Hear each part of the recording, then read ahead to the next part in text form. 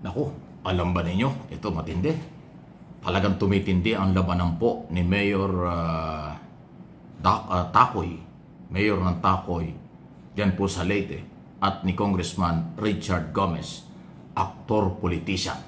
Si Gomez ay congressman ng 4th District ng Leyte. Si Mayor po, dahil siya yung nag-expose ng katiwalian sa flood control project, ay tumitindi po ang hamunan, tumitindi po ang kanilang mga laban. Pakinggan po ninyo itong report na ito. Talagang magkakasagaran na. Mukhang resignation ang pinag-uusapan. Tapos ngayong buwan ng isang river wall project sa bayan ng Matag-Ub sa Leyte. Pero bago pa man yan, nabuwal na ito kagad. Ang hamon ni Matag-Ub Mayor Bernie Takoy kay Leyte 4th District Representative Richard Gomez na nagdesisyon daw sa proyekto, ayusin na ito. Dahil wala raw public consultation o komunikasyon sa DPWH at LGU, walang ideya ang lokal na pamahalaan kung anong klaseng mga materyales ang ginamit para sa konstruksyon ng proyektong ito. At kung sakali man daw ng mga high quality materials naman yan, bakit ganito kalawak yung naging pagkasira? Bukod dyan, may dalawa pang flood control projects ang umano'y sa Blairin. Ang bitin na river wall sa Barangay Bonoy at nakatiwangwang na flood mitigation project sa Barangay Santo Rosario. Ayon kay Mayor Takoy, basta-basta na lang ginawa ang proyekto na walang permit mula sa LGU. Dagdag pa niya, kung maaayos agad ni Gomez ang flood control project sa kanilang bayan, ay magvo-voluntary resignation siya bilang alkalde. Once tapos na, andyan na, mag-umpisa ang project, pipirma ako ng resignation sa position ko at hindi na ako tatakbo pa ng politics dito sa bayan na to. Sa isang eksklusibong pahayag na ipinadala ni Gomez sa News 5, sinabi niyang kasinungalingan ang sinabi ni Mayor Takoy na hindi nakonsulta ang LGU. Eksklusibo ring ipinadala ni Gomez ang isang larawan. Kita riyan na nagpulong ang mga tauhan ng DPWH at Matag-Ub LGU noong Enero, isang buwan bago simulan ang konstruksyon ng proyekto. Dagdag pa ni Gomez, ihanda na raw ni Takoy ang resignation letter dahil siguradong matatapos niya ang mga proyekto. Buwelta naman ni Takoy, tapusin muna ni Gomez ang lahat ng ipinangakong proyekto. Pinuntahan namin ang tanggapan ng DPWH 4th District ng Leyte pero walang humarap sa amin. Ayan Kita nyo yung away, lumalaki na. Sabi sa inyo, nationwide po Talagang magkakabukuhan kung talagang seryoso ang malawakang investigasyon ay dapat kasing lawak din ng nakawan sa ating pamahalaan sa pera ng bayan. Ayan, Richard Gomez, Congressman at Mayor Takoy ng bayan po ng Matag-Ub sa Leyte. Sabi niya, willing ako mag-resign.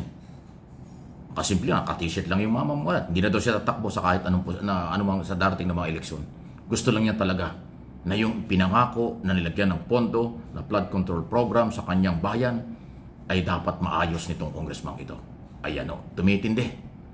So isipin mo kung tutuusin, Richard Gomez, kilalang artista yan. May pera naman yan.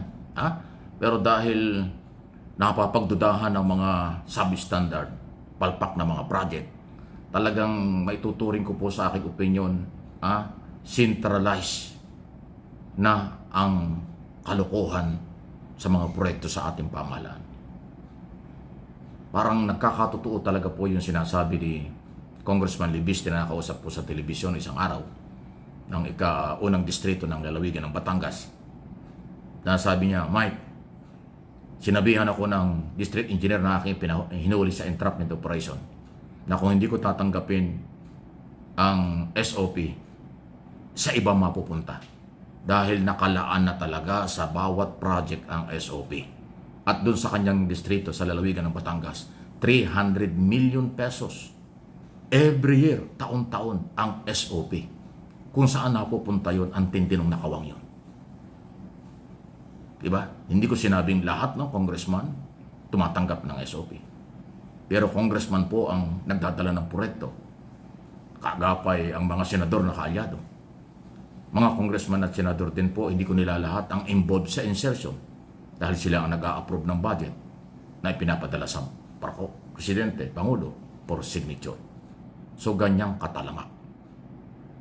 Kaya hindi lang dito sa Luzon, Central Luzon at Southern Tagalog, Mindoro, Bulacan at saka Pampanga. Ang Ghost Project substandard. Dahil ngayon po ang alam ko parang umaabot na sa 12,000 na ang nagsusumbong sa isumbong mo sa ating Pangulo. Isumbong sa Pangulo ang kapalpakan ng mga proyekto nationwide.